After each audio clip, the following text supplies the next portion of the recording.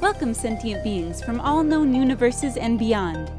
It's time to activate your cranial downlinks and prepare to receive a raft of discussion on a cosmic ocean of science fiction and fantasy topics, interviews with local area genre devotees, and insightful prognostication by our soothsayers of science fiction, our forecasters of fantasy, and any other beings that happen to get caught in our gravity well. This is the Galactic Driftwood Podcast.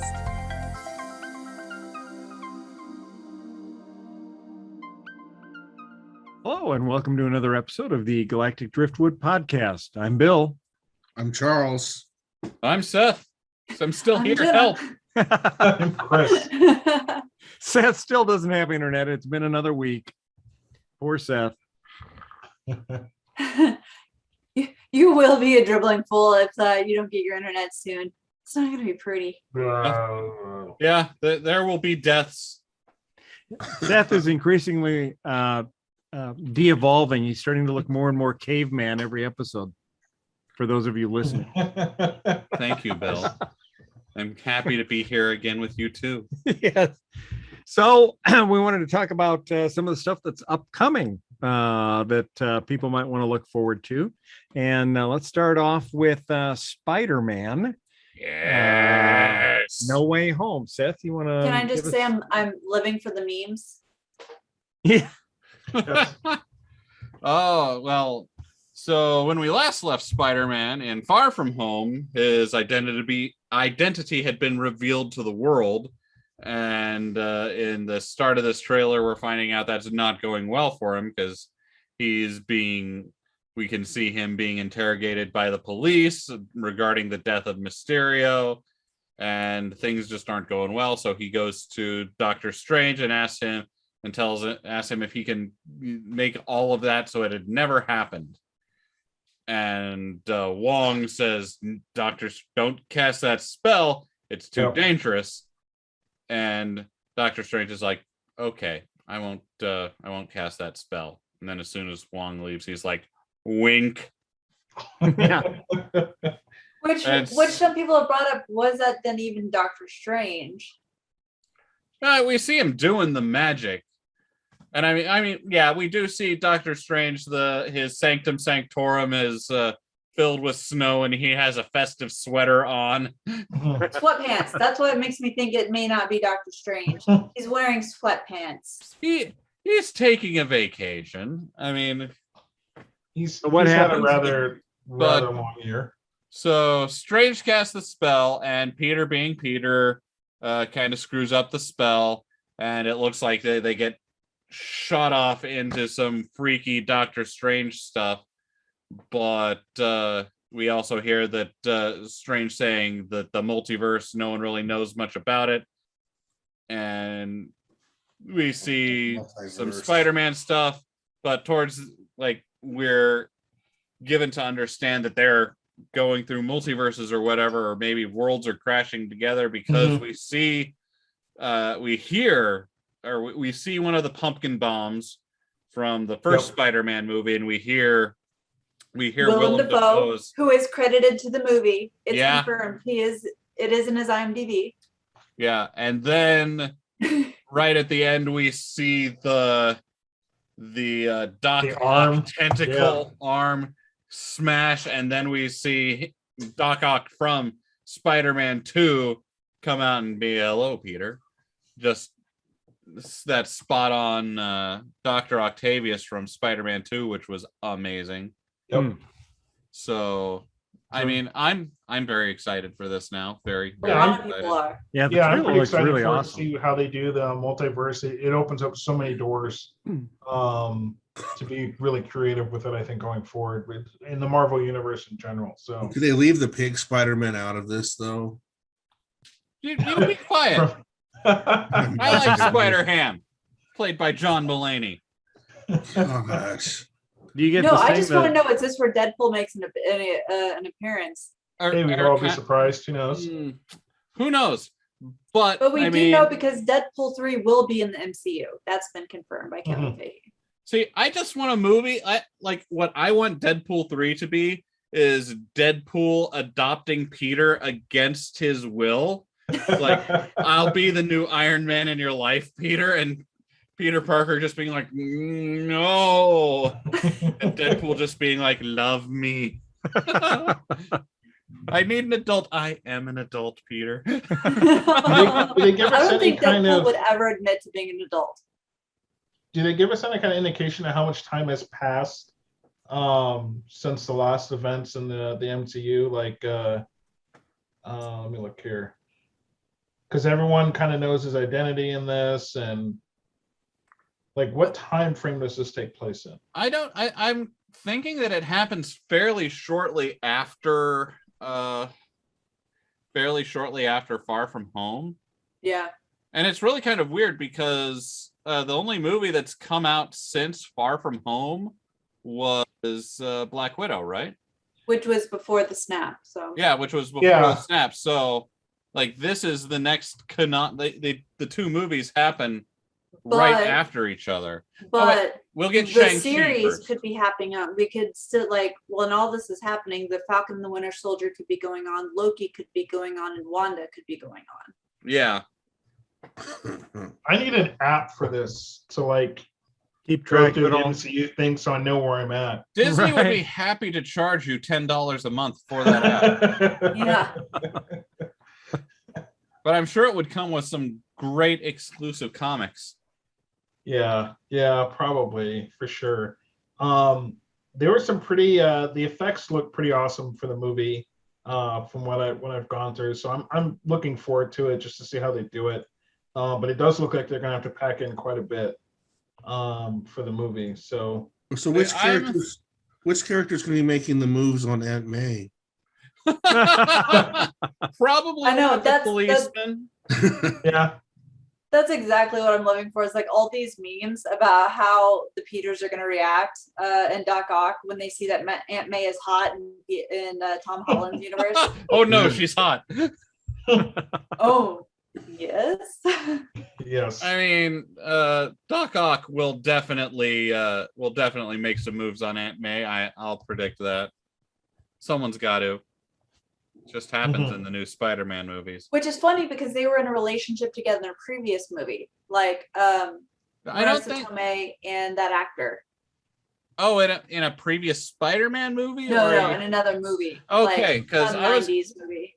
I was actually going to say, Dr. Octavius at one point almost or did marry. Yeah, Aunt and it didn't May? end well. Well, of course not. Never ends well. No.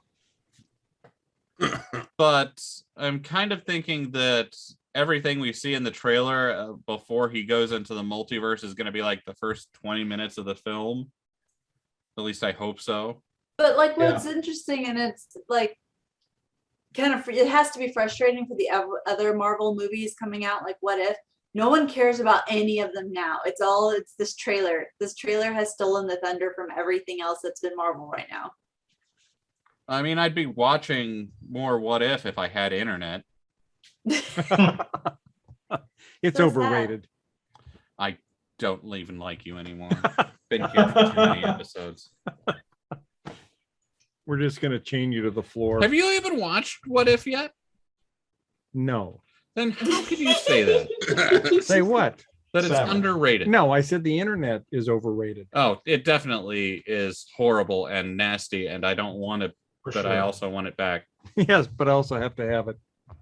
Seth, All right. you mentioned another MCU movie that we're expecting, Shang-Chi.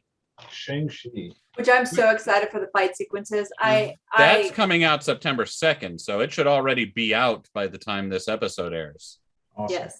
Now, what's that about? I don't know. Like Okay. I am unfamiliar with the character of Shang-Chi. As am I.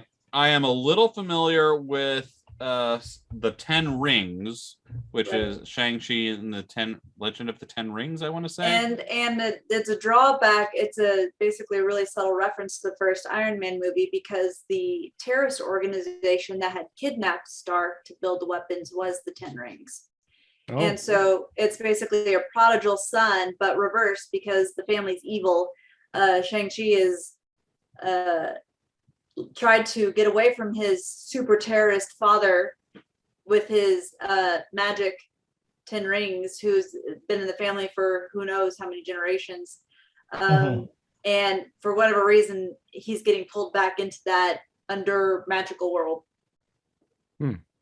But it's gonna be not a sci-fi, kung fu movie, basically. Yeah, I mean- I'm looking forward to Kung Fu seeing what they movie. do with the fighting scenes in there. I'm a big fan of kung fu movies. With Marvel with Disney level special effects. I am all in for Shang-Chi. Now, I thought I saw in one of the trailers that they had the monk that we were talking about in Spider-Man that was warning Doctor Strange not to do that spell. I thought I saw that he was Wong. I also thought I saw Wong in one of the Shang-Chi trailers. Maybe. Wong can be in every Marvel movie. I don't care. I like Wong. Yeah, I just thought that was an interesting tie-in, and I'm curious to see how that goes. And who knows, maybe when Wong was going off screen in the Spider-Man one, maybe that's where he was going. I don't know. I hope not, because it looked like in the Spider-Man one he was going on vacation. Well, yeah, maybe this is his vacation. I don't know. If you had Thought he was going on vacation. If you had a multiverse of Wongs, would every two Wongs make a right? And there's your joke for the evening, folks. Seth is departing the basement. Seth is going to get a weapon. Oh, he's going to your wall get a lightsaber. and use it. You can turn it on. It does work. Oh, geez. He's going to behead me. Oh, Seth, I take it back. You're not sorry Awesome. in that. You're not sorry at all. That's what makes it the worst. Well, I thought it was right for something. No. But I mean, Yeah, Wong is going to be in Shang-Chi. Fun. Mhm. Which means it'll be kind of related to whatever's going on in Spider-Man, and Spider-Man is. Yeah, I just don't see them leaving that out because they're usually good about those kind of tie-ins to continue to make things a little bit complicated where you have to watch things in order, which I won't go too much into a rant on right now. no, the world building is almost out of control. Like, I hope they can keep it together and not just get people to the point where they give up trying to keep up. Well, I mean, this is what happens in actual comics. Like, they just end up rebooting things every. And I am 10 glad years that or we're not so. seeing a reboot because I don't want to see. I'm a Can't fan of reboot it DC, but I don't want to see what happens going down the road of DC where you just keep rebooting it and you keep Oh. rebooting it and then you keep rebooting it. I don't want to see that. So, but I am a fan. They do it very well. So I just hope at some point there's like a light at the end of the tunnel. So, but what are some of the other things we're looking I forward mean, to? to finally get away from Marvel, I had brought up in one of our last podcasts on Nerd News that I was ready to have like my fantasy film, like some type of wizard magic world epic come, because we're getting a lot of sci-fi and we're getting horror and things like that. I mean, and I had completely forgotten about the Amazon Lord of the Rings, but that's not coming out till 2022, which sucks. Kind of something that tied me over, The Witcher, Nightmare of the Wolf. I've started that, and I've been impressed with that so much. It looks like the same animators who did Castlevania, and I really like that style. It's almost a more modern twist on what Aeon Flux used to be a little bit. Yeah. And You that's ever already watched out. that on MTV? That's out. The first Yeah. season. It's an animation, and it's the Nightmare of the Wolf, and it gets into the mentor, kind of like the prequel of how The Witcher started, which I love a good mythology, so huzzah. But So is outside this- of those things and The Witcher coming in December, there's still really not any big fantasy epics. Well, I Mhm. guess they have made Robert Jordan's The Wheel of Time, which they're starting to release more production of, but I'm kind of holding back judgment because some of what I'm initially reading, I'm waiting to see if they really got into the heart of what the series is about, because I love the books. I read all of the books.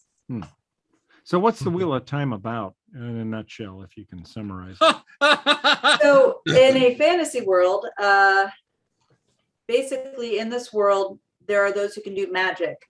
And it's kind of a yin and yang, where women can do one kind of magic and men could do another. The unfortunate thing is sometime many centuries ago, one man went too far and poisoned the magic of the males by touching the dark side too much, brought in the chaos.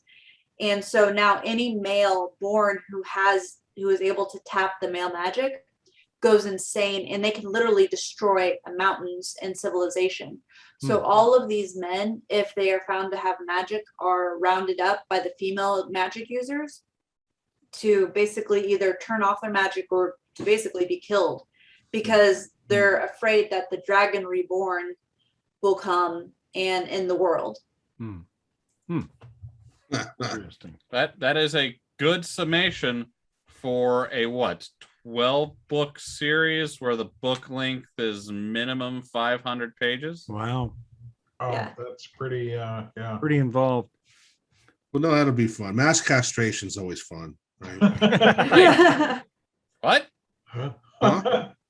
You must have gone to a different church It's than I magical did. castration, basically. I think Charles belonged to a different religious denomination than I did. I never went to a mass castration. Oh, God. All right. Oh, God. I want to go What to about someone horror? else's house next week. But yeah, won't so like save those you. are, but outside of that, I mean, I'm still kind of bummed out the lack of more great fantasy epics. Yeah. I think people are warming up to it though. Are And they they're all still, going to be TV definitely- series though. They're not movies. No, yeah, right. So I think It's all right. we'll start to see more. And I Are think they we're still- just kinda is, testing the waters right now? yeah, is HBO still pursuing any of like those Game of Thrones prequels that they had discussed? I don't know. I don't know if all that just kind of stopped because of everything going on right now, that it just wasn't worth it. Right. So, but as far as I knew, I mean, they made so much money on Game of Thrones that there's no reason for them not to, even if it flops. Yeah. Like it'd be dumb not to if you have the content or you have the will to do it. Just do it. So They've been hiring people, and it's going to be called House of the Dragon because it's a prequel on the House Targaryen. Oh, Um, interesting. Okay. So they are starting at least. Yeah, I mean, they've got, it looks like, so they've already casted Patty Considine as King Viserys, Olivia Cook as Alicent Hightower. Like, these are kind of going back to the root beginnings of the Seven Kingdoms. They've cast the Princess Rhaenyra. I think that's how they said the name. It's hard when you've only read the name. You haven't heard it out loud. Right. Targaryen, and Matt Smith as Prince Daemon Targaryen. Huh. Well, that'll So- be fun. I'll be Oh looking yeah, forward to no, that. they've got a lot. It Looks looks like like they've got a they're- lot of people cast. Yeah, it looks like they're Um, shooting for January 2022. So Wow, that's coming. I mean, No, I haven't that's not seen coming much fast on at all. it, That's but a year maybe and a they've been half working on away. it. Yeah, it just hasn't been a headline, and maybe people just expected as soon as Game of Thrones was over that they'd already been working on it. But I mean, nobody's talking about it right now, though. January not of much to talk 2022 is about. only 6 months away. Yeah, Yeah, so it's 2021 right I don't know how they Yeah. pulled that off, but Huh. I mean, All right. now I mean, some articles just say it's scheduled 2022. I saw one that said January 1, 2022, and maybe that was an early what they thought they would do as a release date. No. I don't see that happening realistically, so it could be, late 2022 at the end of the day. Like everything else, it's been moved over the past year. So. Sure. So Jenna, I think that to your point about there being not many, like there's series but not many movies, I think fantasy, high fantasy specifically, just might lend itself better to a longer format, And that's fair. especially if you've got to explain things like magic and World building. world building and a deep mythology behind things. Whereas most sci-fis, you can generally jump in and there's not a deep mythology and stuff is just like laser guns, pew pew. Except Dune. which is going to be a two-parter, which is something I am looking forward to. Well, yeah, it is I kind think- of a fantasy sci-fi mix. Yeah, I think there's a commitment that needs to be made, and you don't get that commitment in a lot of fantasy movies to do multi-part movies. That's why you don't see a lot of Lord of the Rings or anything like that. You end up with a lot of series.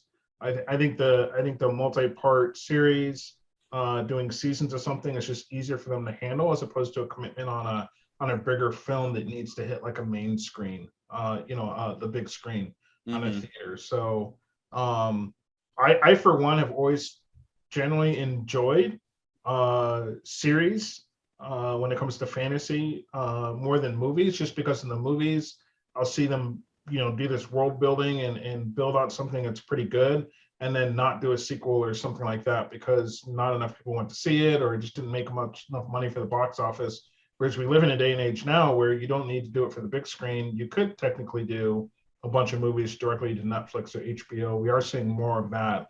So I do expect to see more. And I think we're just now getting to that age where that's just going to be a norm. I mean, I just don't want them to. The thing about fantasy in movies is you generally got the good graphics. Like I think of Dragonheart, Lord of the Rings. Like there is much more money into the graphics than series traditionally, as graphics and special effects have gotten easier and cheaper. I think I'm kind of on board with you that as long as they can have the acting quality, like you saw with Game of Thrones, and the special effects qualities, then I can live with it. The series, I think I'm ready for more. There. Yeah. I want more too. I'd rather have like 60% of my online library available to be more of that content, and I think we're going to see more of that with the likes of, look at how well they did with The Mandalorian. Look how well, like you mentioned with Game of Thrones, those are actually really high quality. And I would even argue most of the things I've seen lately have been generally high quality. And I think I'm looking forward on for Disney's side. If you guys watched any of the Bill recommended during The Mandalorian, they have all these extra features that you can watch after that, and they covered something new that they developed as far as that gigantic stage screen, right? Yeah. When you start seeing, I'll call it next gen for lack of a better phrase right now. When you see like next gen technologies like that gets adopted by a lot of other companies, it starts to become easier to make that higher quality content. It was awesome how they did The Mandalorian that way, where you The could volume is what it was called. Yes, right. Yeah. So when you get that, I think we start to see more adoption in that area. So I'm looking forward to people maybe readdressing projects they didn't think were going to be feasible before that are now more easily able to be done just because that technology is now there. And they've been forced to have to adapt with releasing a lot more content in different ways now over the last couple of years. So I think we'll see more. I would bet within 5 years, we start to see more in a lot of different categories, especially with, Netflix having contracts expired and things like that, Bill, that you mentioned that we should talk about today. So. Yeah. And so I guess to dovetail on that, there was an announcement that most of the Star Trek series that are currently on Netflix now, that contract that they have with Paramount to be able to show all those Star Trek series expires the end of September. And it's not being renewed because obviously Paramount Plus now has its own streaming service. And so they want to pull all of that owned IP, intellectual property content, back in-house, so that you have to go to Paramount Plus if you want to watch that. And so the only two series that are exempted from the September 30th deadline right now are Star Trek: The Next Generation and Star Trek: Deep Space Nine. But as those contracts expire, those two will get pulled back into Paramount Plus. So if you want to watch Star Trek at some point, I think other than paying to buy the episodes on something like Amazon, you will have to go to Paramount Plus and have a streaming subscription to watch it. I think other streaming services are doing the same thing. Everybody's trying to consolidate their content and the stuff that they own that maybe they had leased out to other sites to stream for them. Now they want to pull back in house and make them the destination you have to go to get that content. And we've talked about in the past about all these various streaming services out there and how you manage all those streaming services. If there's content that you want to get, you got to try to jump on there and stream stuff fast within like a month so you can end that service and then start up another service and go watch that content. It's really not hard, Bill. I don't know. It seems kind of difficult. No, it's a huge hassle. And It is. like, I don't think a lot of people want to keep throwing their information out any more than it already is. They Right. don't. And so with that content, for those libraries that, dry up, for lack of a, better way to say that, as far as the Yeah. content, when it goes somewhere else, I think that's where you start to see, Jenna, to some of the things you want to see more of. I think they have to start finding ways to fill that gap. So I think we'll start seeing more of that content, and it has to be good quality. Otherwise, people will leave those platforms if it's not good. So, And, I have to wonder how that's going to affect the marketing of, toys and things like that. I mean, if at some point in the future, you can only see Star Trek by going to Paramount, how do new people get exposed to that franchise if they don't have that subscription, right? I do think that's a drawback. I do. Yeah. No, I think that's what's going to help them. They're going to put out more merchandise to draw, because the kids then want to see the TV show that the toys are around. Are they going to slap a Paramount logo on their toys? Why not? Well, If the toy you See buy on comes with Disney 33 Plus. days. See on Paramount. Maybe Plus. it comes with a free yeah. 3-month membership. Or a 1-month membership. Scan the code to get a free month of Disney Yeah. Plus. Guys, They're we gonna- Really solved small their print, only problem. one per customer. Yeah. Somebody type that up and let them know that Galactic Driftwood came up with it first. Yeah, no, We need to that's copyright totally that. our idea. Yeah.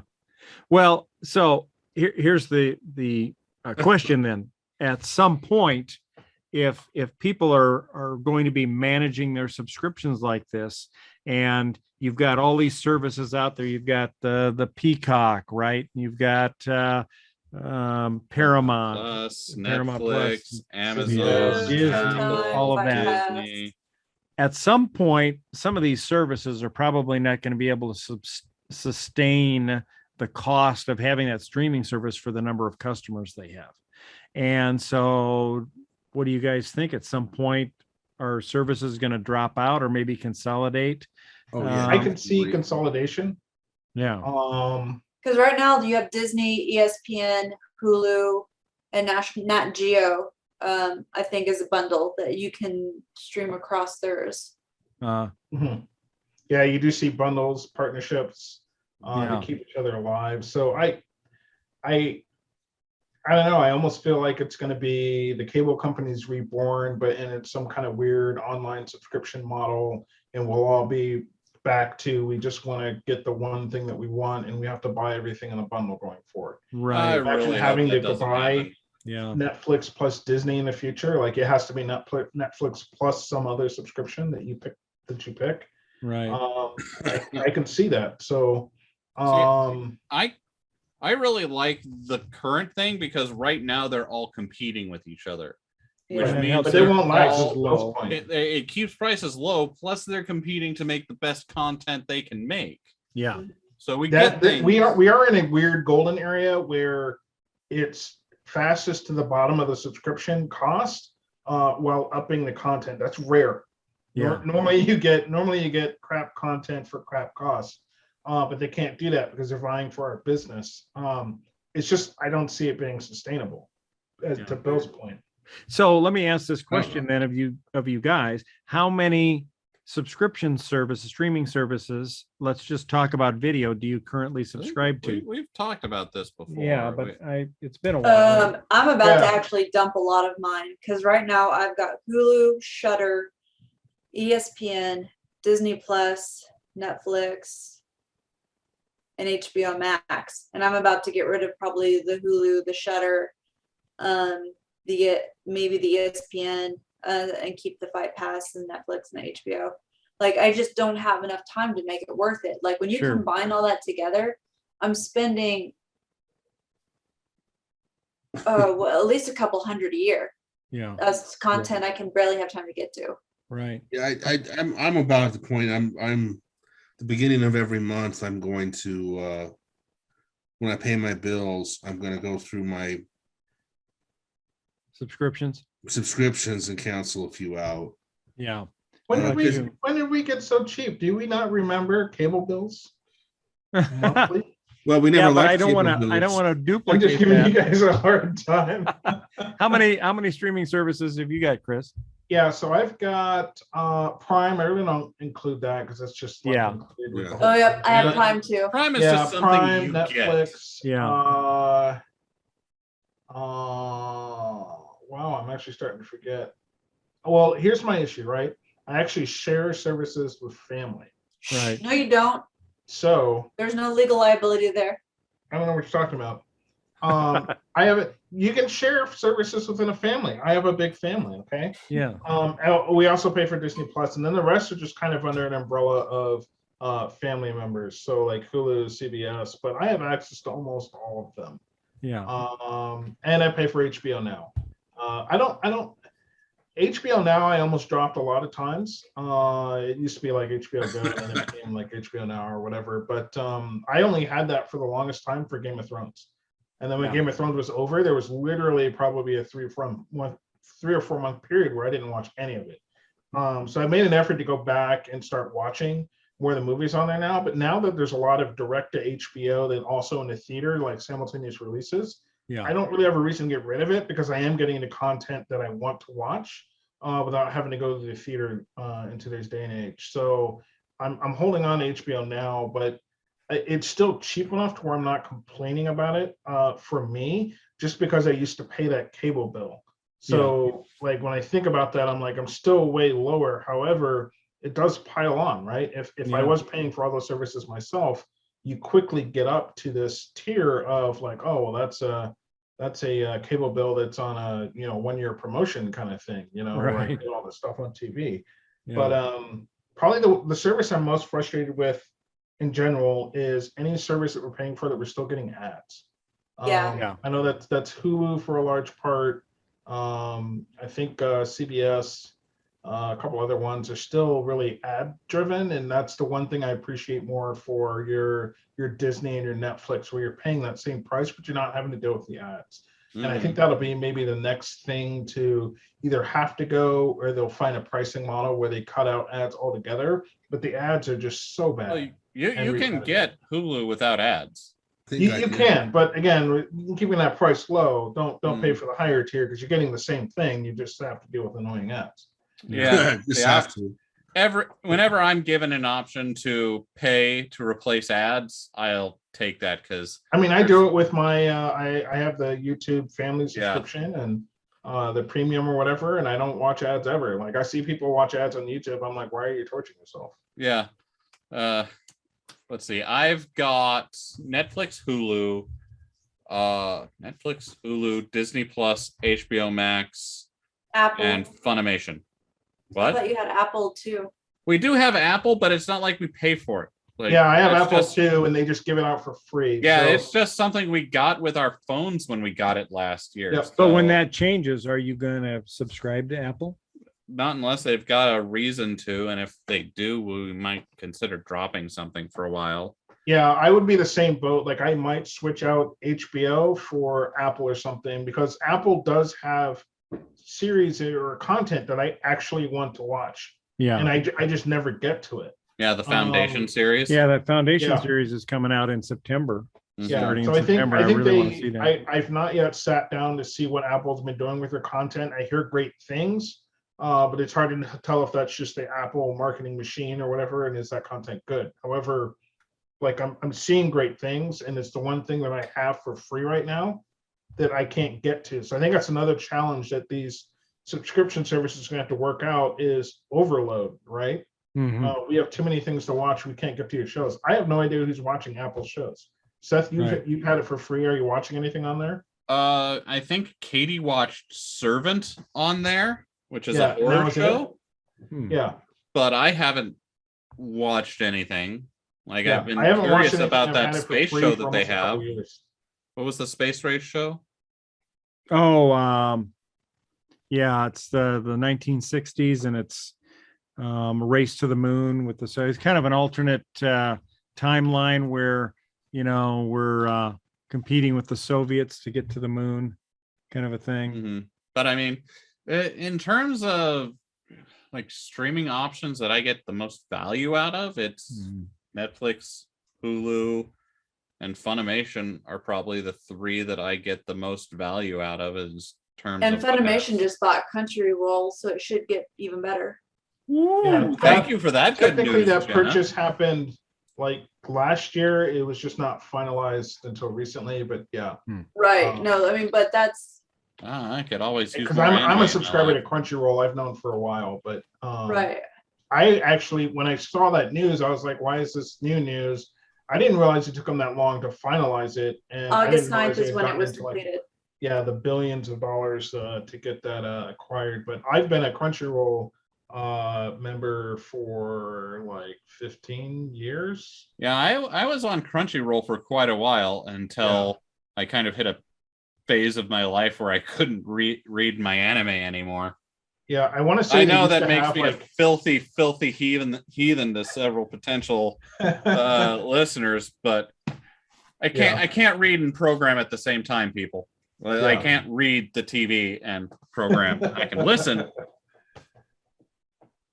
So Yeah, I do we have a couple of those, but we just I just dropped we had Peacock because we were watching that Resident Alien, and then we also got hooked on Yellowstone with Kevin Costner, and we watched that series, and I guess season 4 that's going to be coming out at some point. But other than that, we're not really watching it, so we dropped that and realized we hadn't really been watching HBO Max, so I canceled that, and they're already sending me, hey, we want you to come back notices. So maybe I'll wait, see if they send me a deal to come back. I'll bet they will. Like Yeah. that happened when I first left Paramount Plus, because they gave it to me for another 3 months for $5. I'm like, okay, that's fine. Okay. Yeah, right.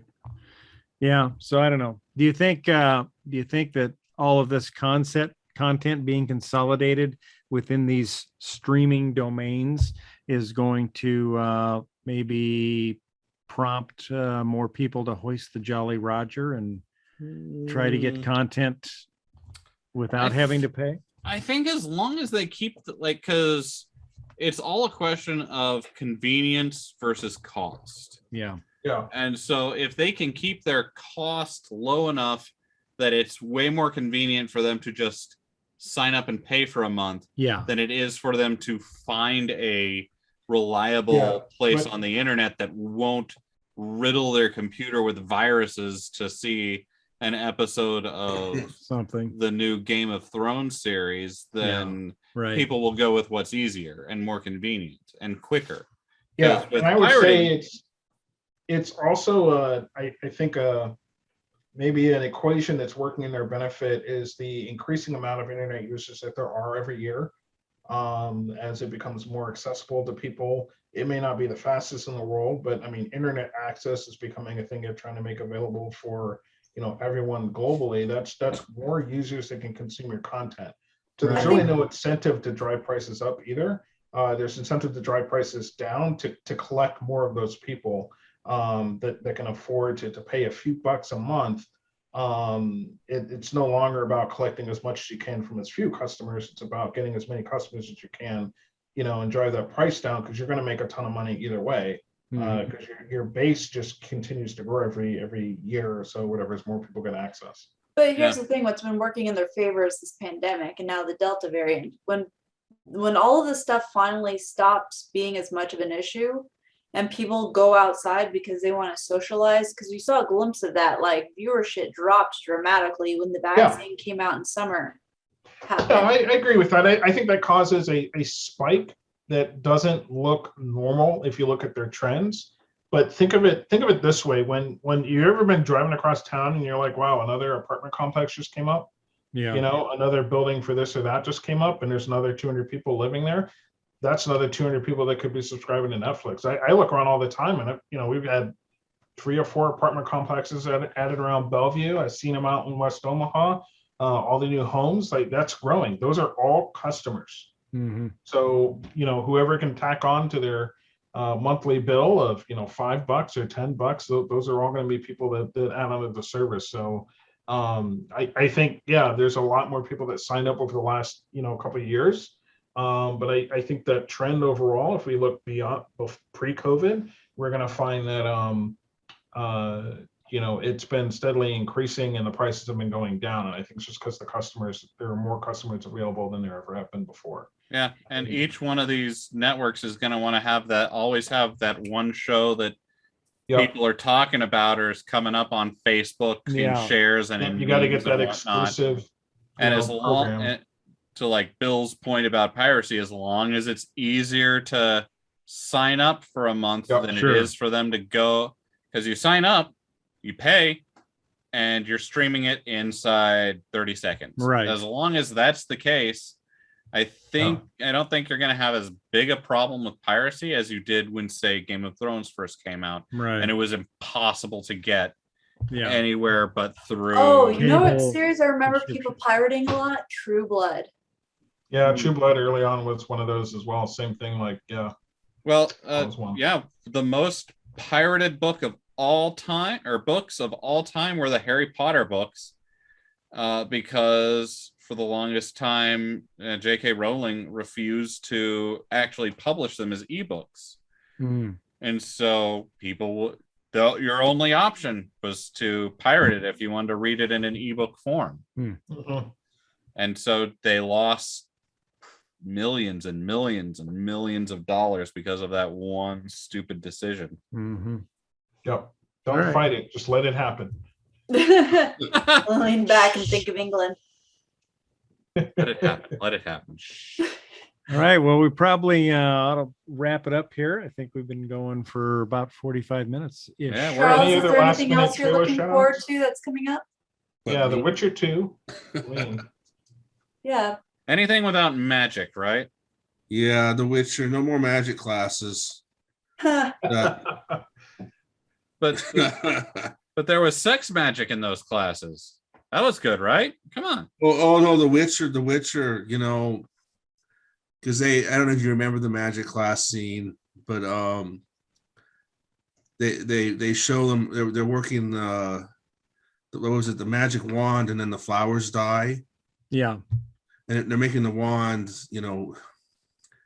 and I just remember going that if I was a teenager and I could, without touching it, work the magic wand and flowers would die, that we'd probably be saying goodbye to the rainforest. And you'd have to rename it Winter's Coming. Winter's coming. All right. With that, there's my opinion of The Witcher. All right. Well, folks, thank you for joining, watching another episode. We hope we'll see you next time, where we'll have some more interesting discussion. In the meantime, check us out on galacticdriftwood.space or on synergynation.net, along with some of our brother and sister shows. Yes. And take care. Have a good week, and we'll see you in about 7 days. Bye-bye. Bye. All righty then. Like and subscribe. Leave a comment. Thanks for listening to this episode of the Galactic Driftwood podcast. For more information and past episodes, please visit our website at galacticdriftwood.space or subscribe to us on YouTube. And now, please deactivate your cranial downlinks, collect your towels, and be sure to watch your step as you exit our gravity well.